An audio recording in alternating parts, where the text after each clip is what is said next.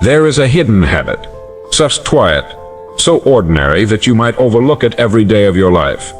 Just, and yet it is this single subtle pattern that decides the direction of your future. Not your intelligence. Face it, not your ambition. Face it, not even your talents. Face it, but this quiet thing you do without thinking determines whether you rise or stall, succeed or surrender, grow or slowly disappear into the noise of the world. You see, the modern world is obsessed with action. Let's click faster, scroll longer, reply instantly.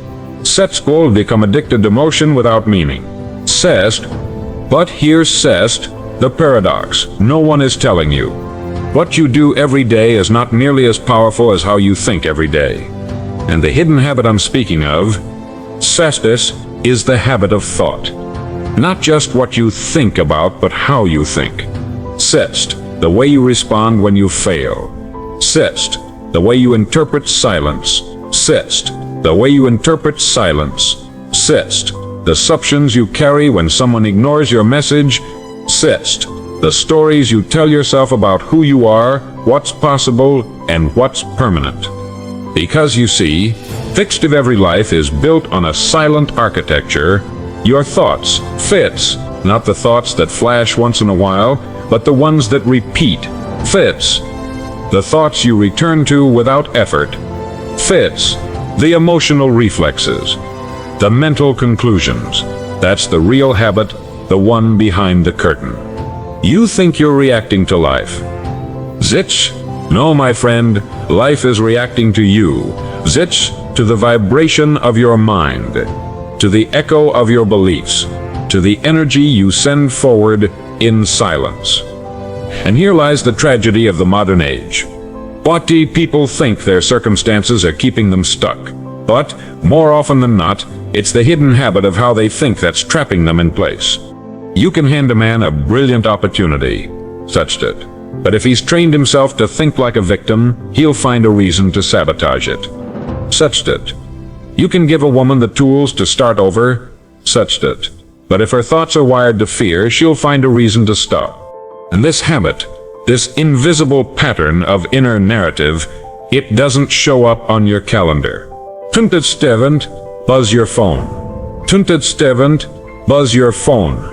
It doesn't announce itself on stage, but it is the silent author of every decision you make. Now, how does one change that hidden habit? How does one rewrite the voice inside their head? Well, that sits where the real journey begins. Because before we can change what we think, we must understand why we think the way we do. And that answer, is far older than you might believe. To be continued. Because before you ever had a dream of success, before you ever imagined building a different kind of life, someone else was already shaping the way you think. Not through malice, not always through control, but through repetition. Teachers, parents, friends, screens. They didn't just teach you facts, they taught you patterns. Patterns of worry, patterns of self-doubt, patterns of hesitation, comparison, and quiet resignation. And over time, those patterns became comfortable. Not because they were good, but because they were familiar. You see, the human mind doesn't crave truth. It craves consistency. And if the voice in your head has always whispered, play it safe, or you stir not ready, or worse, you don't matter, then even when opportunity knocks, you will hide behind the very door that leads to your freedom. That's the hidden habit. Not what happens to you, but how you habitually interpret what happens to you. And here's where modern life makes it even harder.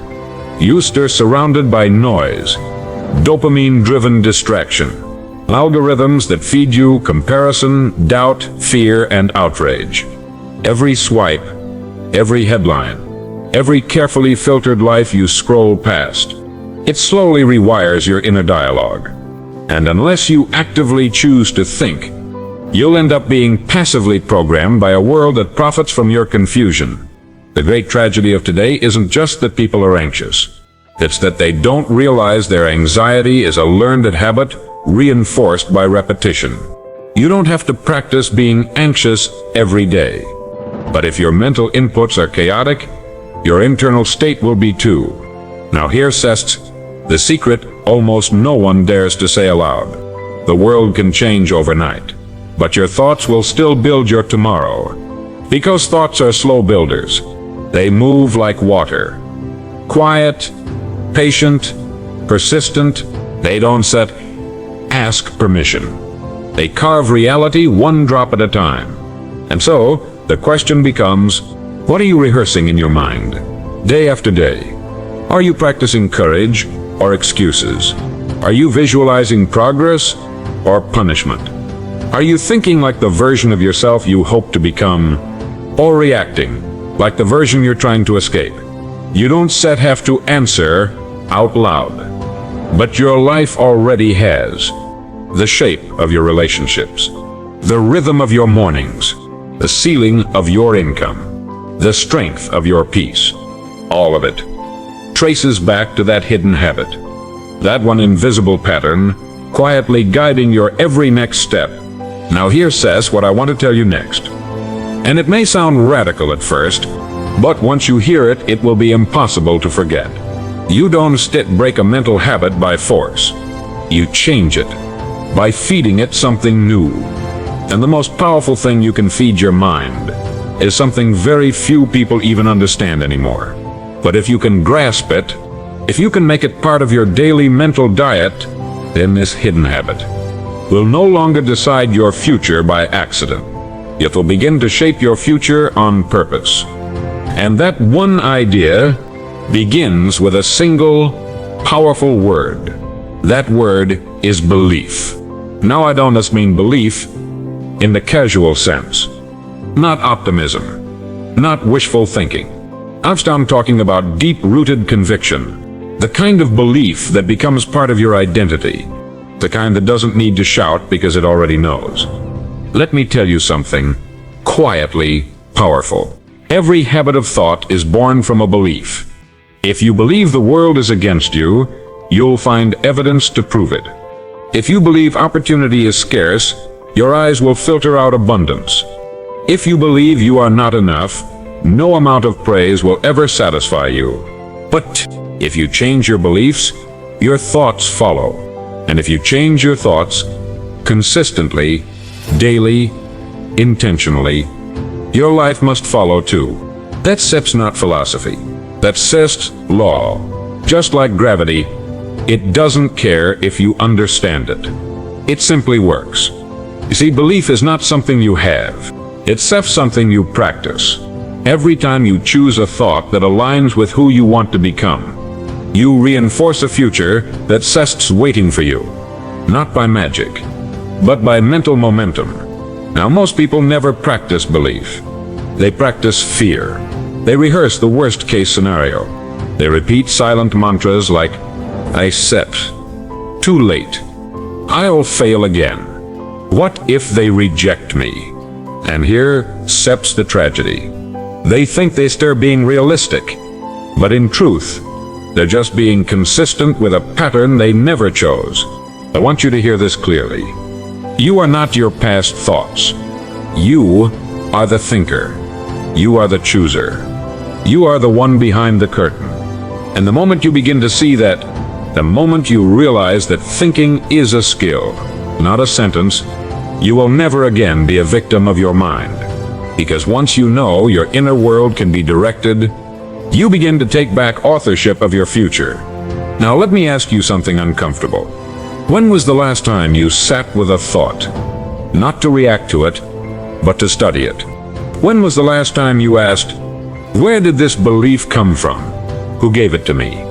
And do I still want it? Because until you examine your beliefs, you will unknowingly serve them. You still defend limits that aren't even yours. You'll protect fears that were planted in childhood. You'll sabotage goals just to stay consistent with the identity you've never questioned. But once you see the pattern, you can start to rewire it. Not overnight, not in a weekend, but in quiet, consistent moments of choice. And the good news: the brain loves repetition. It doesn't care if what you repeat is painful or powerful. It just follows the path most traveled. So if you give your mind new roads, if you teach it to think in alignment with your future, not your past, then slowly, quietly, your outer world will start to match the one you've been building inside. But how do you build that kind of belief? How do you keep it alive in a world so eager to distract and divide? The answer is simpler than you think. But it requires something rare in today's culture, something ancient and largely forgotten. That rare, forgotten thing is solitude. Not loneliness, not isolation, but true, intentional solitude. The kind of quiet where the noise of the world fades just long enough for you to hear yourself think. You see, we live in a time where silence feels almost dangerous. We fill every moment, every pause with screens, sound, stimulation. We're afraid of stillness, because in stillness, the truth begins to whisper. And often, that truth doesn't flatter us. It reminds us of the time we have wasted, the dreams we set, delayed, the fears we have hidden behind achievement. But here sits the paradox. The only way to change your life is to face the truth of how you're living it. And truth doesn't scream. It waits. It waits for the quiet mind, the undistracted moment, the brave thinker. Solitude is not a punishment. It sets a doorway. It's where belief is planted, watered, and tested. That's where you ask the hardest questions and begin to find the real answers. Because you cannot build a powerful inner life in a noisy outer world. You must carve out space. Not just physical space, but mental territory. A protected environment where your highest thoughts are allowed to grow. That's what great thinkers of every generation have done. They didn't stumble into clarity. They retreated into it. They didn't discover vision in the rush. They found it in reflection. And if you want to change your inner habits, if you want to train your mind to think like a creator instead of a consumer, then solitude is not a luxury. It sets a necessity. Now I want to offer you a challenge. Not a loud one, not a dramatic one, but a quiet daily discipline.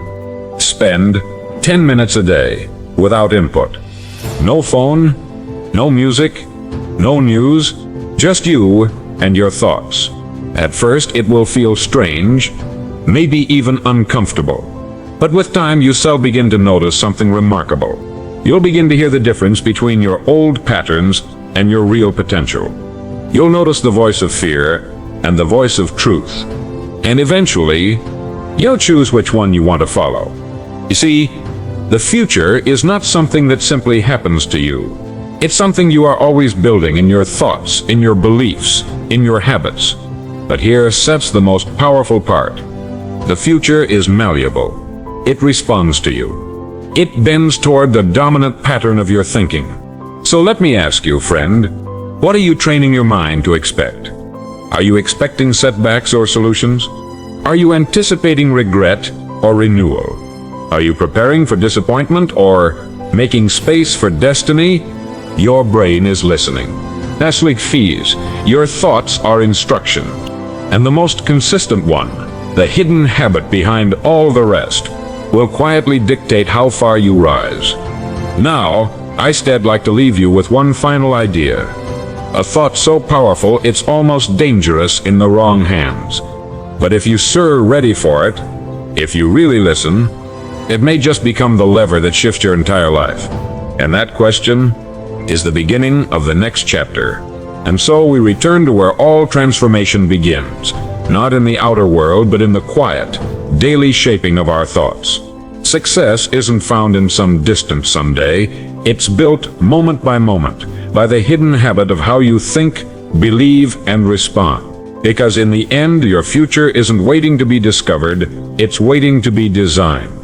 The only question that remains is this: are you thinking like the person you truly want to become, or the one you've unconsciously accepted?